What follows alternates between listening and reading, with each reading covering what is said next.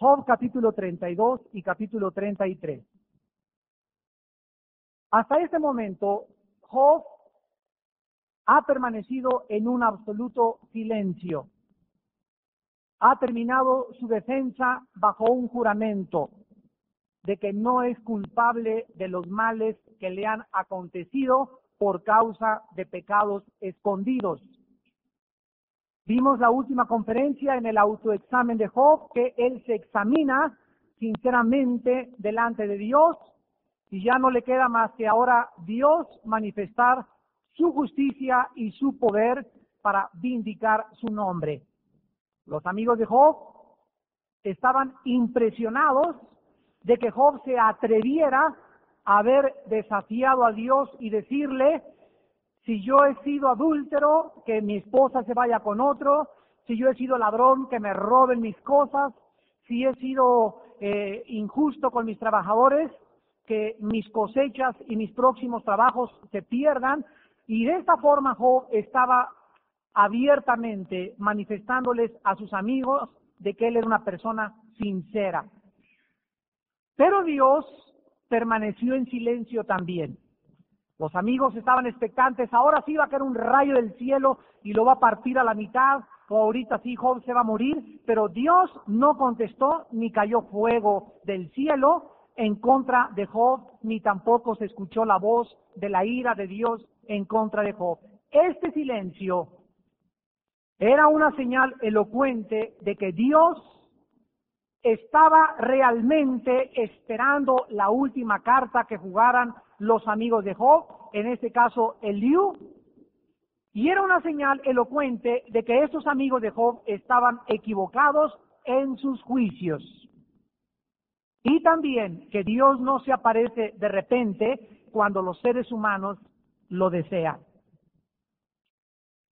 En los capítulos 32 hasta el 37, 6 capítulos del libro de Job, 6 capítulos de la Biblia, están escritos por un joven llamado Eliú, el más joven de los otros 3 amigos de Job.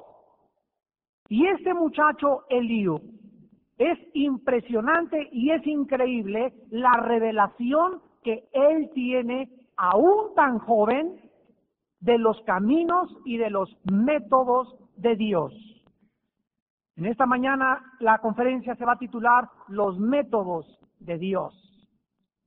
Podríamos preguntarnos, antes de comenzar a analizar el discurso de Eliú, que cuando el libro de Job se escribió, no estaba escrita la ley, no existía Éxodo, no existía Levítico, ni Deuteronomio.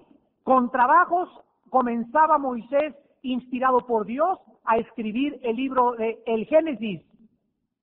¿De dónde sacó esta revelación Eliú? ¿Cómo es posible que en aquellos tiempos, cuando no había Biblia, no había la palabra escrita? Porque el libro de Job es la misma antigüedad, o tiene la misma antigüedad que los patriarcas, que el libro del Génesis. Job vivió antes de los patriarcas, y durante aquellos tiempos encontramos que Dios, el Espíritu Santo, les hablaba a los hombres y se comunicaba a los seres humanos como se comunicó muchas veces con Adán en el huerto del Edén. Sabemos por el Nuevo Testamento que las cosas de Dios, los misterios de Dios, la sabiduría de Dios, los caminos y los métodos de Dios no pueden ser obtenidos por medio de la razón o del discurrimiento del raciocinio, ni tampoco se pueden obtener a través de la investigación intelectual. Te puedes ir con los lamas allá al Tíbet, te puedes ir con el Dalai Lama, te puedes ir con los más grandes místicos o con los más grandes sabios. Si no tienen el Espíritu Santo, no conocen nada, cero, de Dios.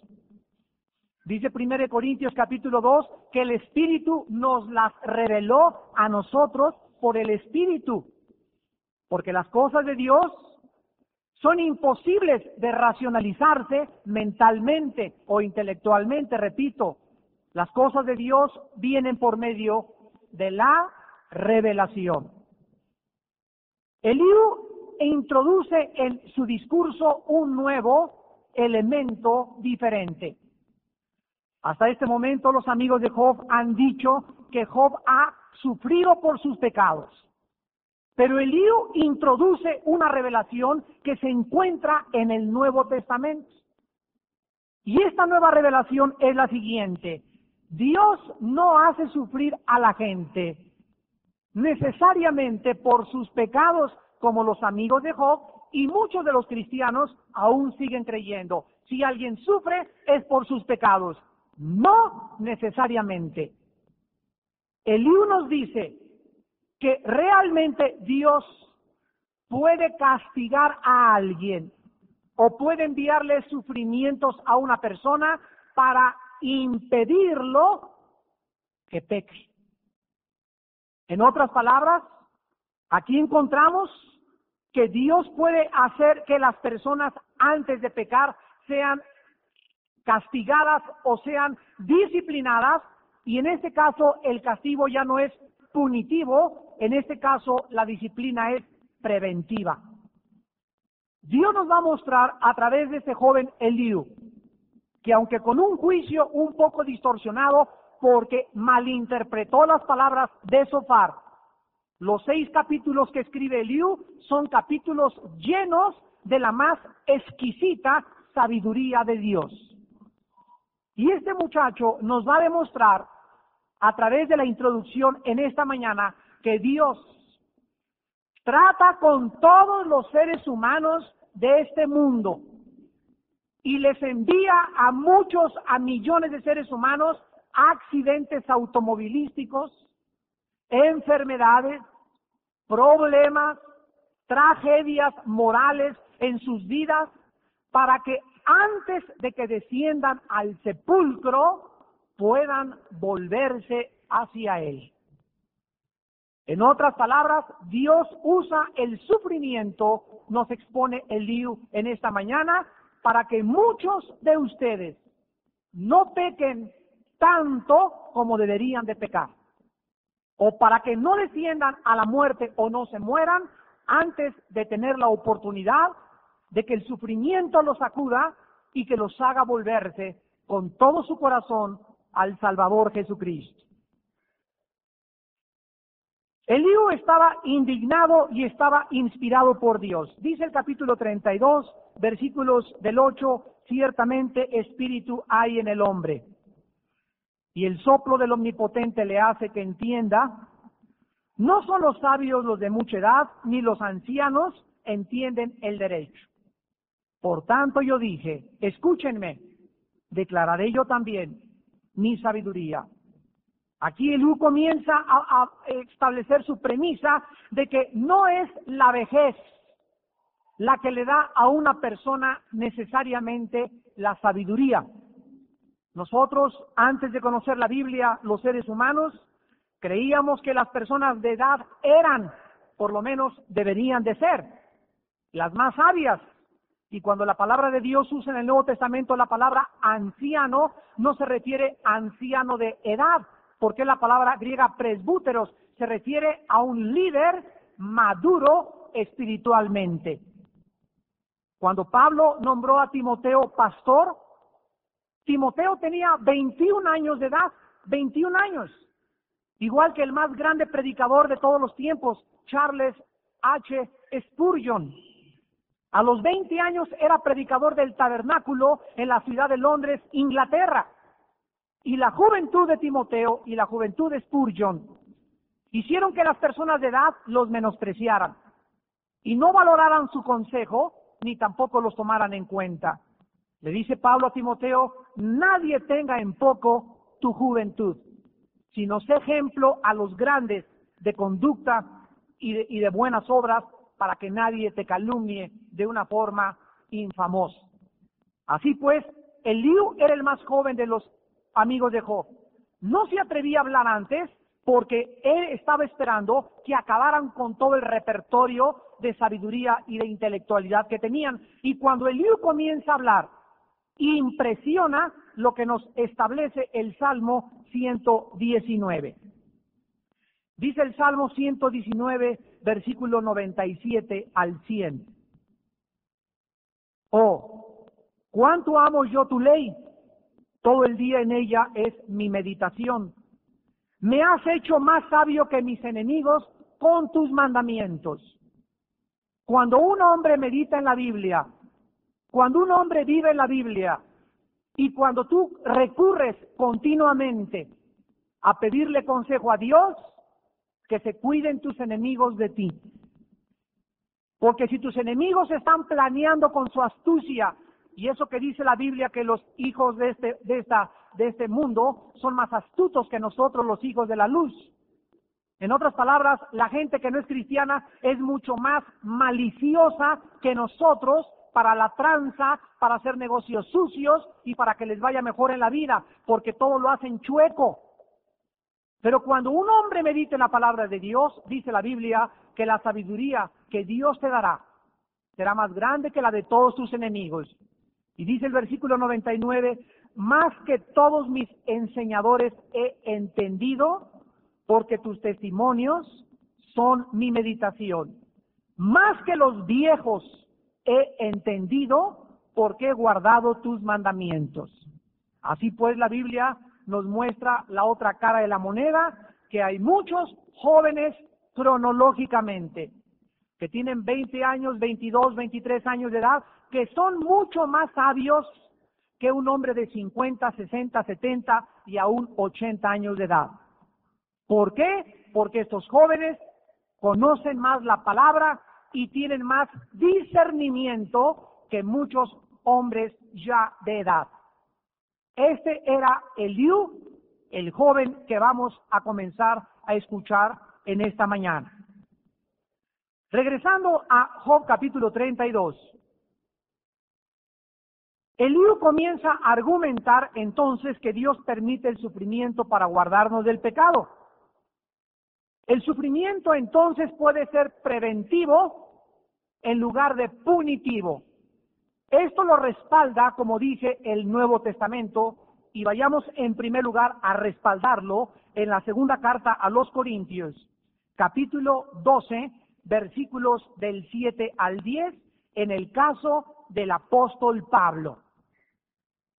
En 2 de Corintios 12, del 7 al 10, el apóstol nos escribe y nos dice bajo revelación divina que para que la grandeza de las revelaciones no lo exaltara desmedidamente.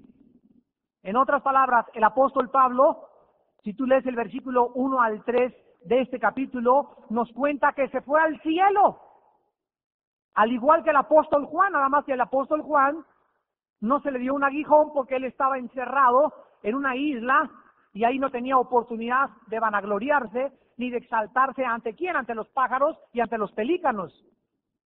Pero el apóstol Pablo fue llevado al cielo al igual que el apóstol Juan sin haber muerto. En el espíritu, su carne, su cuerpo, que no pueden heredar el reino de Dios, se quedaron aquí abajo en la tierra. Pero el espíritu de Pablo se salió de su cuerpo y fue al cielo. Lo mismo que el apóstol Juan y que otros grandes hombres de Dios. En el Nuevo Testamento nada más son Pablo y Juan. Y cuando regresó aquí abajo a la tierra, imagínense lo que pudo haber hecho y lo que pudo haberle contado a toda la gente. Sin embargo, Dios se lo prohibió. Pero aun cuando el apóstol Pablo era humilde, el apóstol Pablo era un hombre crucificado.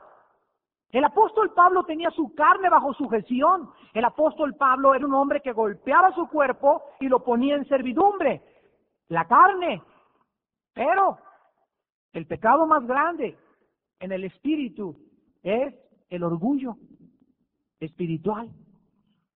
La soberbia espiritual que no se puede diludizar tan fácilmente ni se puede percibir a primera instancia. Y para que estas revelaciones no lo enorgullecieran, ¿qué hizo Dios con Pablo?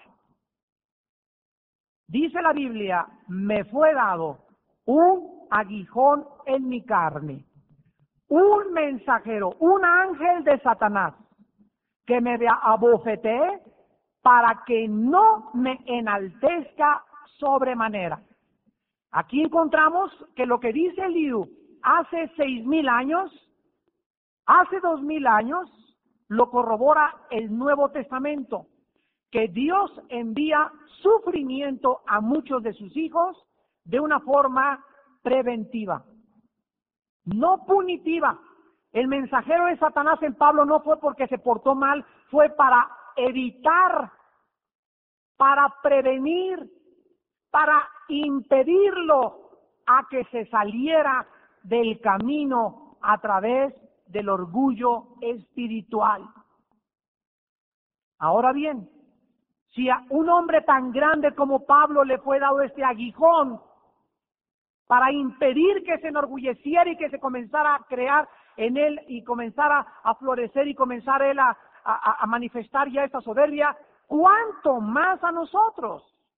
¿Cuántas cosas que nos pasan no son castigo de Dios? Es una forma de impedirnos que podamos dar un paso donde nos podamos equivocar. Y Dios nos humilla antes de que podamos caer en el pecado. Esto es una nueva forma que está introducida en el discurso de Eliú. Regresamos pues a Job, capítulo 32. Antes de empezar el discurso, Eliú le asegura a Job, en el versículo 1 al 7, dice la Biblia: cesaron estos varones de responder a Job por cuanto él era justo a sus propios ojos. Entonces Eliú, hijo de Baraquel Busita, de la familia de Ram, se encendió en ira contra Job, se encendió en ira por cuanto se justificaba a sí mismo más que a Dios.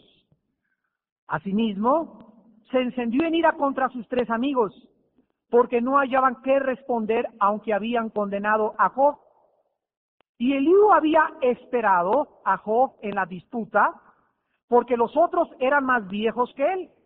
Pero viendo Eliú que no había respuesta en la boca de aquellos 3 varones, se encendió en ira, y respondió Eliú, hijo de Baraquel Busita, y dijo: yo soy joven y vosotros ancianos, por tanto he tenido miedo y he temido declararos mi opinión. Yo decía: los días hablarán y la muchedumbre de años declarará sabiduría. Aquí comienza Eliú a decirle a Job que él no tenía por qué temer. Él quería hablar y quería decir su argumento, y él quería demostrarle a Job de que esta otra nueva dimensión del sufrimiento no la conocía ni los amigos, ni tampoco el propio Job, como lo vamos a ver al acabar el discurso de Eliú. ¿Cuántos de ustedes se han preguntado cuando les ha sucedido algo malo en la vida, que inmediatamente te analizas, te hincas: Padre Santo, ¿qué he hecho? Lo primero que preguntamos: ¿en qué estoy fallando? Y después el Espíritu Santo nos muestra que no hay culpa, o sea, realmente no hay nada, pero nos pasó algo. Y en ese momento, ¿qué es lo que tú comienzas a entender? Si no fuera yo malo o no hubiera hecho algo malo, no me hubiera pasado esto, pero es porque no conoces a Dios como Eliú lo conocía y como espero que en esta mañana lo puedas conocer. Vamos de aquí en adelante, los que no sabían esta nueva revelación de Dios, a recordar que muchas veces nos pasan cosas en la vida malas a nuestros ojos, o a lo mejor ya tu hijo se cayó, le pasó un accidente y tú estás tranquilo que estás bien delante de Dios. Nos pasan cosas para impedirnos, ¿qué cosa? Que pequemos. Tal vez Dios estaba pensando que si no ponía eso en tu vida ahorita, tú te ibas a desbocar, o te ibas a ir, o te ibas a apartar, y es preferible que antes de que nos pasen cosas por nuestros pecados y seamos castigados por nuestros pecados, es 1000 veces mejor que nos pasen antes de pecar y que las cosas que nos pasen nos impidan y nos hagan reflexionar, a que vayamos en contra de la voz y la rebelión en contra del Espíritu Santo, y entonces si Dios nos tenga que castigar por nuestros pecados. Eliú clama en el versículo 9, diciéndole a Job que él había dicho que no había pecado. Le dice en el versículo 9, no son los sabios los de mucha edad, ni los ancianos entienden el derecho. Pero Job nunca había dicho que no tenía pecado. Job declaró en el capítulo 6, versículo 30, que no había mentido. En el capítulo 10, versículo 7, que él no era impío. En el capítulo 12, versículo 4, que él era un hombre justo y recto ante Dios. En el capítulo 23, 11 y 12, que él no había desobedecido a Dios jamás, o por lo menos no se acordaba. Y en el capítulo 2, versículo 3, y en el 27, del 4 al 5, Job insiste en que él ha mantenido su integridad. La premisa de Eliú era débil porque confundió las palabras de Zofar con las palabras de Job. Parecía que Job había dicho que era sin pecado, pero él solo había dicho, fíjense ustedes la diferencia. Job nunca dice que él no tenía pecado, él dice que él no tenía la culpa de sus pecados, que es una grande diferencia. En otras palabras, él no hallaba la razón por la cual estaba sufriendo de una forma pecaminosa. Y él no decía, yo no soy sin pecado, porque él sabía que él era un hombre pecador. Sin embargo, él sabía que no encontraba la culpa por la cual Dios le había mandado tanto sufrimiento. Y en segundo lugar, Eliú cita que Job había dicho que Dios era injusto y que le estaba tratando como un enemigo. Y aunque esto era verdad, la preocupación de Eliú no era debatir lo que Jehová había dicho lo que Job, había dicho de sí mismo, sino refutar lo que Job había dicho acerca de Dios. Vayamos al capítulo 32, versículos 14 al 33, donde vamos a encontrar, en el capítulo 33, versículos del 14 al 33, la palabra sepulcro 5 veces. 5 veces se usa la palabra sepulcro. Y por ejemplo dice el versículo 14, sin embargo, en una o dos maneras habla Dios, pero el hombre no entiende. Por sueño, en visión nocturna, cuando el sueño cae sobre los hombros, cuando se adormecen sobre el lecho, entonces revela al oído de los hombres y les señala su consejo para quitar al hombre de su obra, para apartar del varón la soberbia. Detendrá su alma del sepulcro y su vida de que perezca en espada. Comienza aquí el libro de Job en el capítulo 33 a introducirnos lo que dice Santiago capítulo 5 en el Nuevo Testamento, que el propósito de la disciplina de Dios es librar que muchas personas mueran antes de conocerlo. Dice Santiago 5, 19 y 20, hermanos, si alguno de entre ustedes se ha extraviado de la verdad y alguno le hace volver, sepa que el que haga volver al pecador del error de su camino, salvará de muerte un alma y cubrirá multitud de pecados. Aquí estamos hablando entre cristianos que están tercos, endurecidos y apartados de Dios. Si alguno de nosotros, al ver a un cristiano extraviado, lejos de Dios, en lugar de desecharlo, ese es un pecador, y en lugar de hablar mal de él, y en lugar de criticarlo, vamos y lo restauramos y logramos hacerlo regresar al camino de Dios, mire lo que dice la Biblia. La persona que haga restaurar a esta otra persona, si tú tuvieres muchos pecados, al restaurar a una persona y colocarla en el cuerpo otra vez, en el lugar donde Dios lo necesita, Dios a ti te perdona 500,000 pecados. Y la pregunta es ¿por qué? Porque la Biblia dice que el amor cubrirá multitud de pecados. En otras palabras, Tal vez eres un pecador e hiciste 3 o 4 cosillas por ahí, pero tu amor es tan grande por las almas, tu amor es tan grande porque la gente regrese a Cristo, y tú sabes que estás lleno de defectos, que el hecho de tu amor, al haber ido por ese pecador y haberlo traído a la cruz de Cristo otra vez, Dios te premiará grandemente, porque ahí está el corazón de Dios en buscar y salvar lo que se ha perdido. Entonces Dios dice en la Biblia que si esta persona que se describe en Santiago no regresa al camino, ¿qué le pasa? Su alma, dice la Biblia, se muere. Y aquí está hablando de la muerte física. Este es el pecado de muerte que se menciona en 1 de Juan capítulo 5. Hay pecado de muerte por el cual yo no pido que se ore, dice el Señor. Por ejemplo, si tú sabes que un hermano se extravió y vas por él y lo tratas de restaurar y lo quieres traer y el hermano insiste en no regresar al camino, solo Dios sabe cuando ese pecador ya no tiene solución. Dios se lo lleva a casa antes de tiempo. Este es el pecado de la muerte física. Este pecado lo cometieron los corintios. En 1 Corintios 11, 31 en adelante, la Biblia dice que los corintios tomaban la cena del Señor sin discernir el cuerpo de Cristo.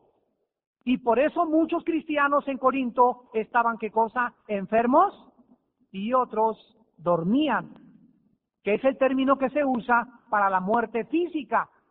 Así pues, este pecado de muerte, antes de que tú lo cometas, Dios te hablará, te sacudirá, te enviará hermanos, te tratará de conmover antes de que desciendas a la tumba y después en la otra vida seas juzgado por ello.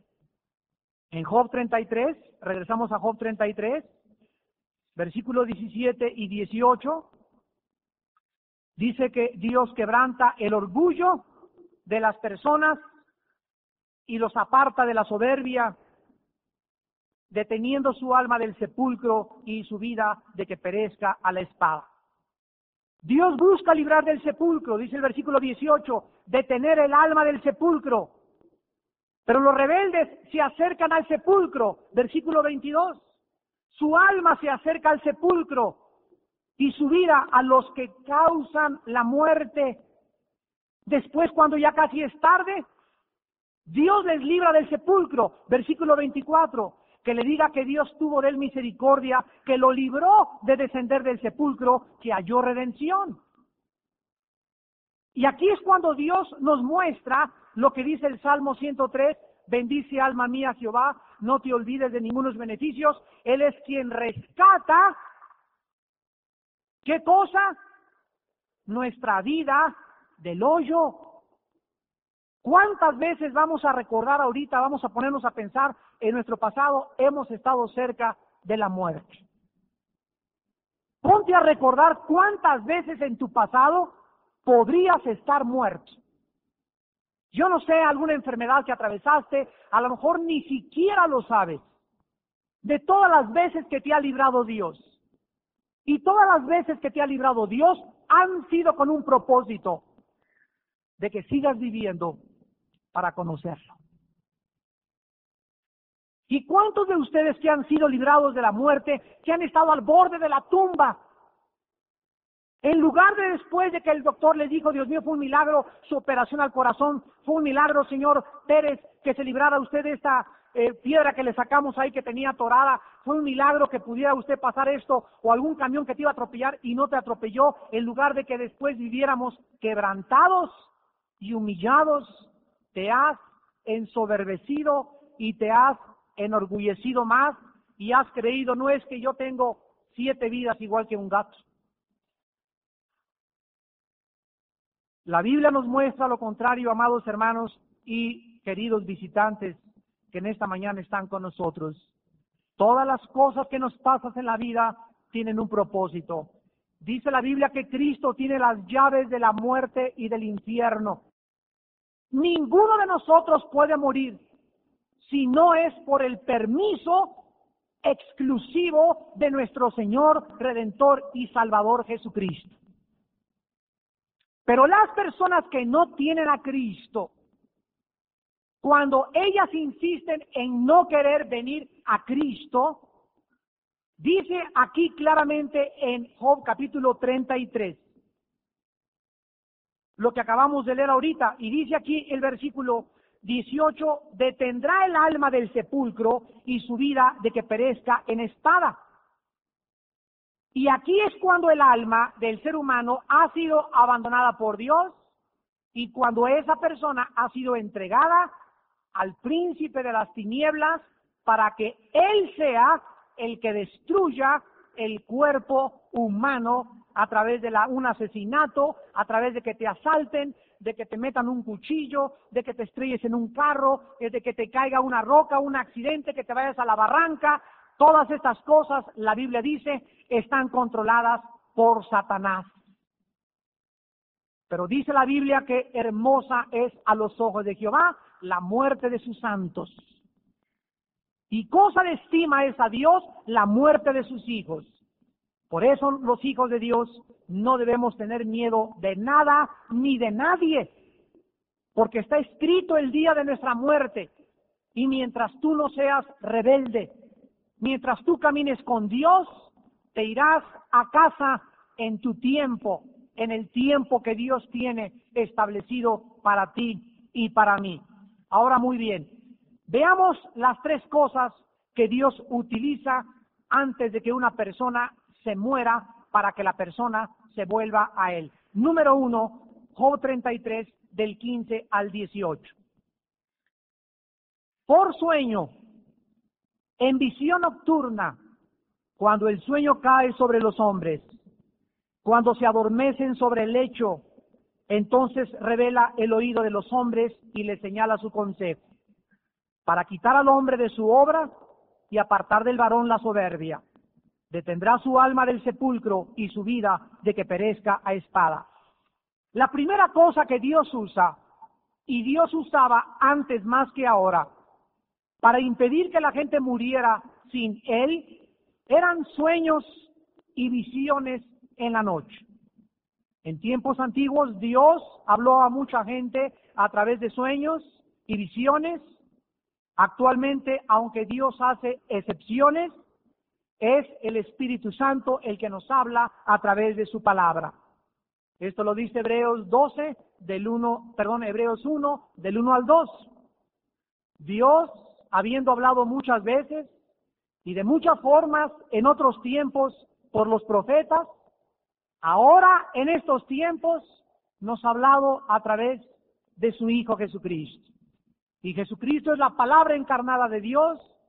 Y hay muchas personas que harían bien en estar buscando la palabra y no que les hable Dios en sueños ni en visiones, porque cuando tú no eres una persona de la palabra, vas a ser engañada por un sueño o una visión equivocada. Muchas veces, muchos pecadores tienen sueños y visiones aterradoras, pesadillas, les llamamos nosotros, que les impiden cometer pecados que planeaban hacer. ¿Se acuerdan ustedes de Pilato? Antes de crucificar a Cristo, ¿qué le pasó a su esposa? Tuvo una pesadilla tremenda, ¿recuerdan? Y en esa pesadilla, ¿quién le estaba hablando? Dios. Y se levanta la esposa de Pilato y le dice, he tenido un sueño tremendo, una pesadilla horrible, no entregues a ese hombre. Fíjense ustedes, Dios ya no podía tratar con Pilato, trató con su esposa.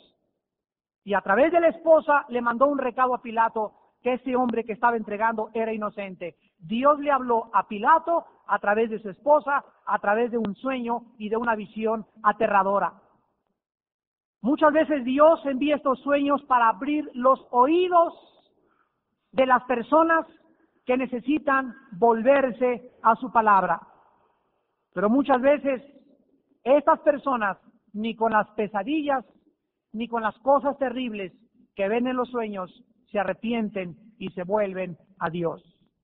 Quiero decirles a ustedes en este momento que no todos los sueños, por favor entiéndalo, tienen mensajes escondidos. o secretos misteriosos.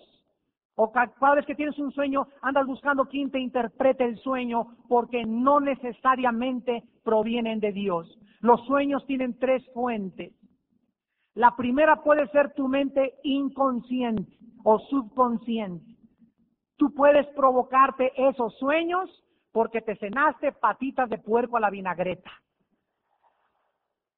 Y no inventes que es una revelación, porque hasta Juan Diego se te aparece a las 2 de la mañana. En segundo lugar, pueden ser de Satanás, porque Satanás puede poner sueños e imágenes en nuestra mente. Y en tercer lugar, pueden provenir de Dios. Entonces, no siempre todos los sueños ni todas las cosas tienen interpretación, ni todo viene de Dios. Muchos provienen, repito, por comer demasiado en la noche. Las personas que planean su vida alrededor de sus sueños y de sus visiones, en lugar de ser guiados por la palabra, serán confundidas y perderán algún día el camino. En 2 de Pedro, capítulo 1, versículo 19, el apóstol nos advierte diciéndonos, 2 de Pedro 1, 19, tenemos también la palabra profética más segura. Vean ustedes aquí, más seguro. Más segura que ¿qué?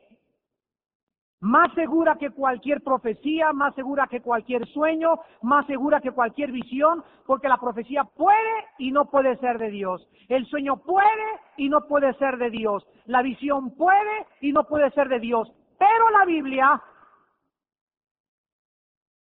es la palabra más segura porque está escrita. Y se nos advierte que nos volvamos a la Biblia, y dice aquí, a la cual haríamos bien en estar atentos como a una antorcha que alumbra en lugar oscuro. ¿Hasta cuándo? ¿Hasta cuándo debe ser la Biblia nuestra más completa seguridad? Hasta que el día esclarezca y el lucero de la mañana salga en sus corazones. Hasta que Jesucristo venga, la única luz y la antorcha más segura que tenemos es la ley y el testimonio de Dios. Regresamos a Job 33. Y la segunda cosa que usa Dios, el segundo método para hacer que una persona se vuelva a Él, es el sufrimiento. Dice el capítulo 33 de Job, versículo 19 al 22. También sobre su cama es castigado, con dolor fuerte en todos sus huesos, que le hace que su vida aborrezca el pan y su alma la comida suave. Su carne desfallece, de manera que no se ve. Sus huesos que antes no se veían, aparecen. Su alma se acerca al sepulcro y su vida a los que causan la muerte. Hace algunos años el doctor C.S. Lewis, en su famoso libro El problema del dolor, escribió estas palabras: Dios nos murmura en el placer, nos habla nuestra conciencia, pero nos grita en el dolor. ¿Escuchaste? Dios nos murmura en el placer. Cuando todo parece que está bien, te habla Dios: hijito, pórtate bien, no hagas esto, pero como tú tienes tanto placer, no tienes dolor ni enfermedad, sí, al ratito. Y después comienza Dios a aumentar la intensidad para sacudirnos. Y cuando ya te pasa lo que te está pasando, es que Dios te está gritando y te está diciendo: detente. Dios usa el sufrimiento como un megáfono. Cuando sufrimos nos está gritando Dios: ahí te quería, aquí en la cama del hospital, ahora sí puedo hablar contigo, ahora sí me vas a escuchar. Ahí en la cárcel, ahí te quería, dice el Señor, ahora me vas a escuchar. Te tiene que pasar algo para que entiendas cuál es mi plan para tu vida. Aquí el libro está describiendo a una persona enferma, sufriendo en su cama por causa de que Dios le quiere llamar la atención y prevenirlo que quebrante sus leyes. Es un error afirmar que todo el sufrimiento proviene de Dios, porque muchas veces también nosotros nos provocamos el sufrimiento. Un chofer irresponsable puede hacer que mucha gente inocente sufra. Comer inapropiadamente puede producirte lesiones orgánicas que no te las mandó Dios, te las mandó tu irresponsabilidad, tu falta de disciplina en el comer. No taparte cuando hace frío, jugar sin condición física adecuada, ponerte a jugar tenis sin condición física, ahí te vas a quedar como chalupa tirada en la cancha algún día.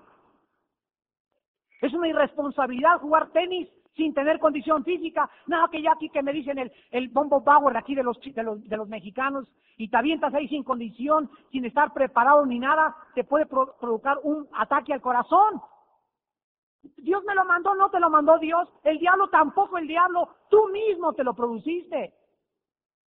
Entendamos lo que nosotros somos responsables de violar leyes naturales. Todas estas leyes violadas acarrean serias consecuencias físicas. Y en último lugar, en el versículo 23 al 33, encontramos que Dios usa también mediadores para impedir que las gentes desciendan al sepulcro. Y antes de acabar, solamente les recuerdo que mucha gente ora para ser sanada. Y nosotros oramos por las gentes que están enfermas, y ahorita al acabar el servicio vamos a orar por los enfermos porque la Biblia nos los manda. Pero tienes que entender algo. Es importante recordar que muchas veces es mejor el dolor y el sufrimiento si esto va a contribuir a tu salvación. ¿Escuchaste? Hay cantidad de gente que pasa para que oremos por sus enfermedades. ¿Y cuántos de los que pasan a querer ser sanados saben, nada más ellos lo tienen que saber? ¿Cuántos de ustedes saben que estás así porque Dios no quiere que estés sano, porque si estuvieras sano estarías más lejos que Él? A ver, ponte a pensar eso. Cuando Jesucristo dijo en Marcos 9, 43 al 48, si tu ojo te es ocasión de caer, sácalo. Si tu brazo te es ocasión de caer, córtalo. Si tu pie te es ocasión de caer, córtalo. Fíjate lo que dice Cristo. No está hablando de la extirpación de los órganos. Cristo está diciendo que es mucho mejor perder un ojo, perder un brazo, perder una pierna, o quedarme en una silla de ruedas, o inclusive hasta que te quedes loco, a que sigas en tu camino de pecado y que te mueras entero y que te vayas al infierno.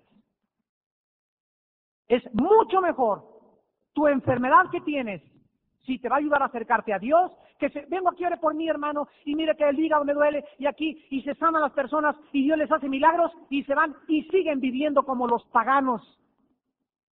Dios no nos da la salud para que hagamos lo que querramos con nuestra salud. Dios nos da la salud para que le sirvamos, para que le adoremos, para que ganemos las almas.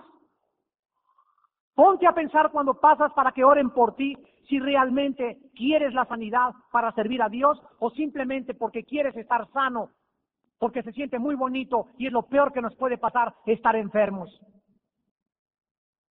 En el versículo 23 en adelante, dice la Biblia, si tuviera cerca de él algún elocuente mediador muy escogido que anuncie al hombre su deber. El libro de Job nos abre al principio la corte celestial donde aparecen los ángeles en el cielo caídos enfrente de Dios, reportándole a Dios sus deberes y lo que hacen aquí abajo en la tierra.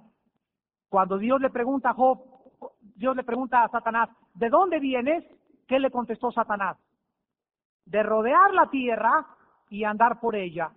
El libro de Job comienza con una visión del cielo donde los ángeles caídos le reportan a Dios que están vigilando el planeta Tierra y están buscando quiénes y quiénes no son realmente los que se dicen ser.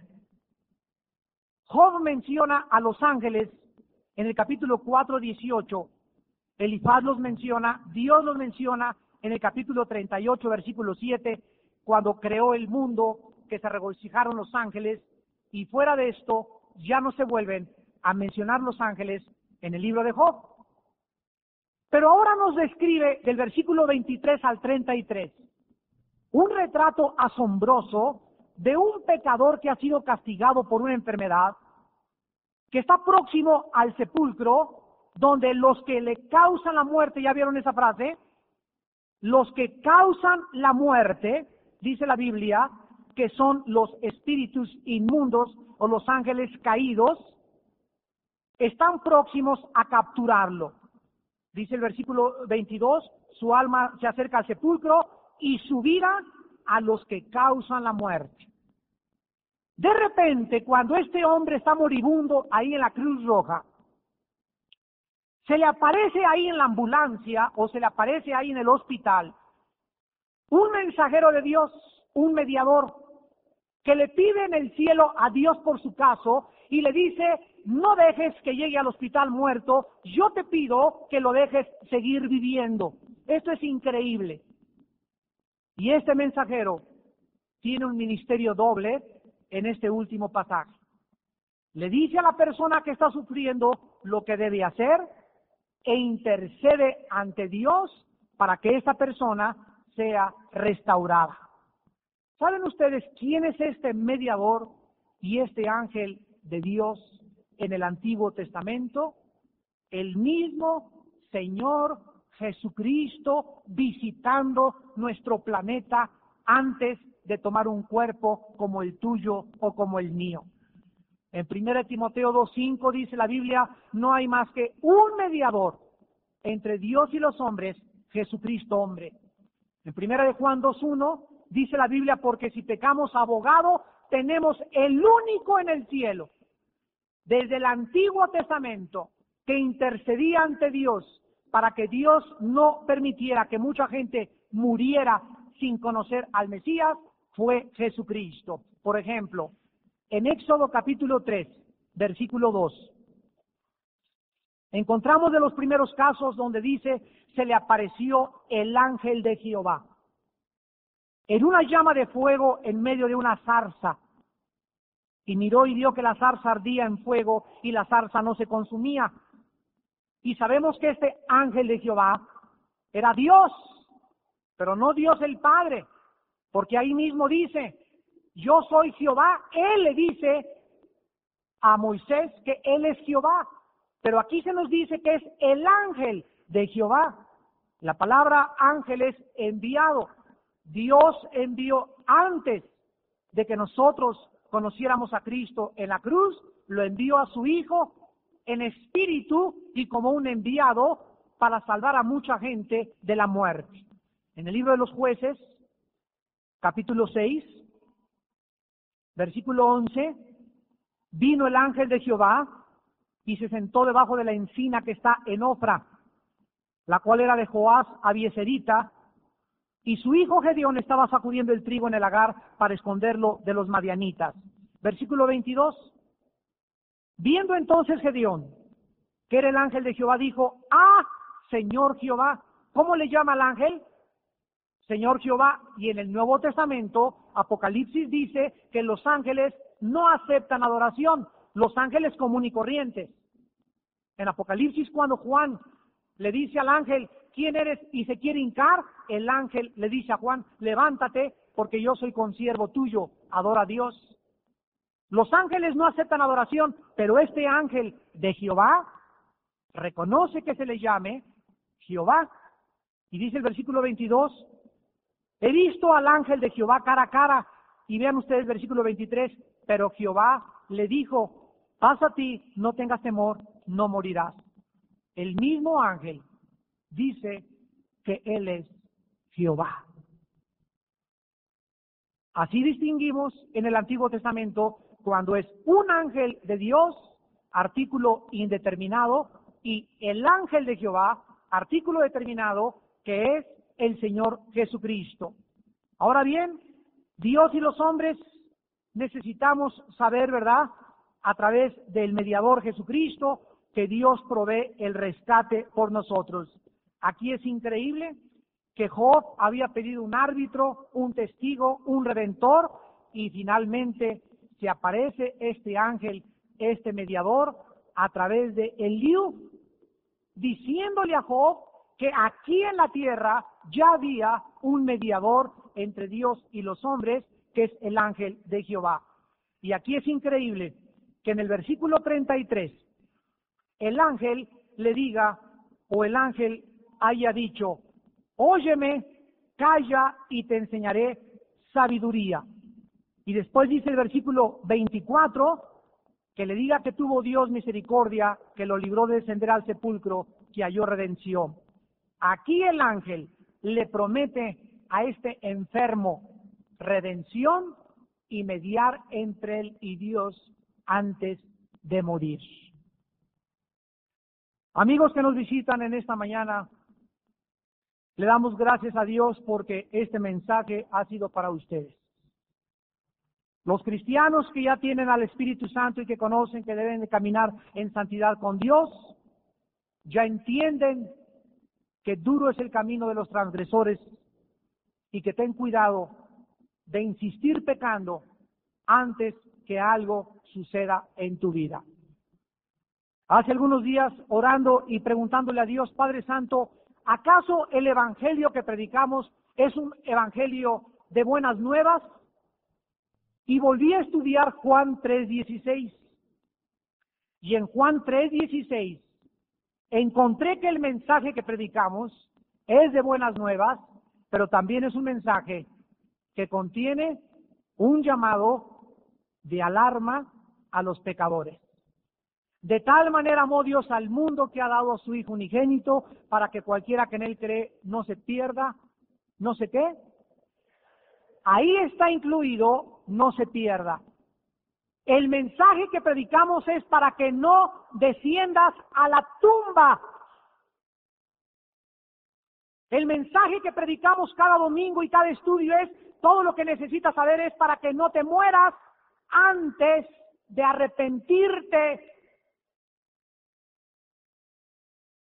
Para que todo aquel que en él cree no se muera, no se pierda, no perezca, no se condene eternamente. Esta es la razón del Evangelio, impedir que desciendas al sepulcro sin Dios.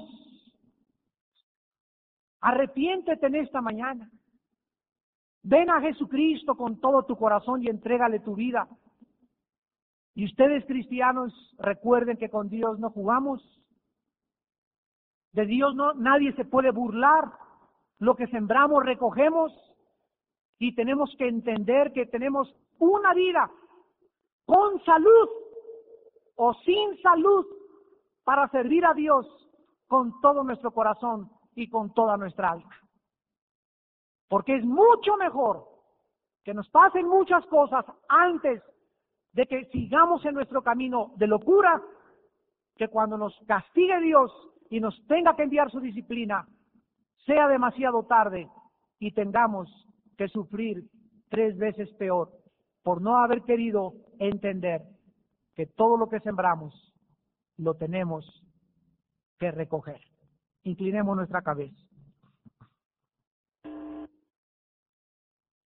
Muchos de ustedes en esta mañana han padecido diversos accidentes, tragedias. Tal vez te abandonó tu esposo, tal vez te abandonó tu esposa, tal vez has perdido un hijo, tal vez has sufrido alguna enfermedad, pero cualquier cosa que haya sido en esta mañana, estás vivo, estás viva, y ninguno de nosotros sabe cuándo hemos de morir. Solo nuestro Señor Jesucristo, que nos compró con su sangre, sabe cuándo nos llamará a casa. Pero Él quiere que tú sepas que las cosas que nos pasan en la vida, ninguna es accidente, ninguna es coincidencia.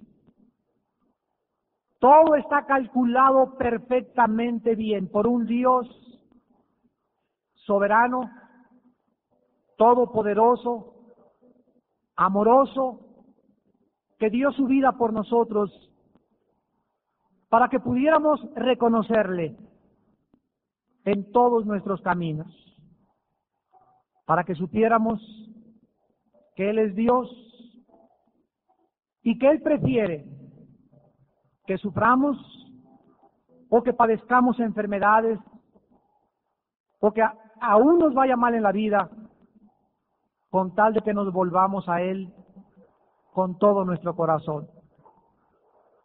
Esta es la vida eterna, conocer a Dios. Todas las demás cosas de nuestra vida son secundarias. Ahora Él vino al mundo a morir para que nosotros ya no vivamos para nosotros mismos.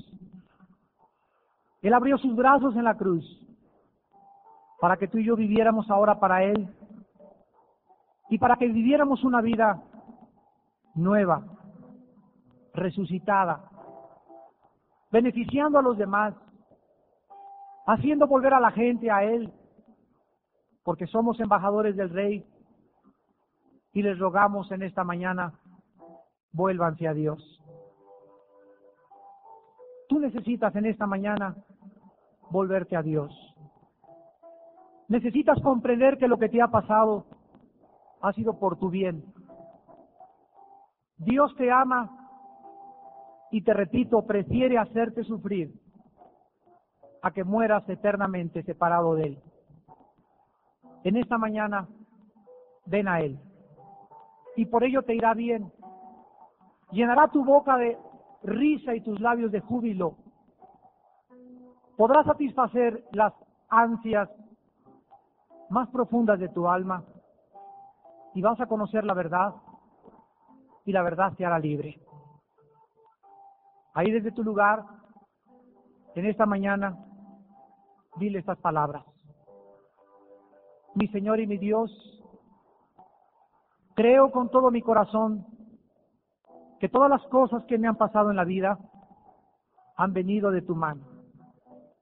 Tú las has permitido y ahora entiendo la razón. Te pido perdón por mi terquedad, por mi orgullo y por mi rebelión.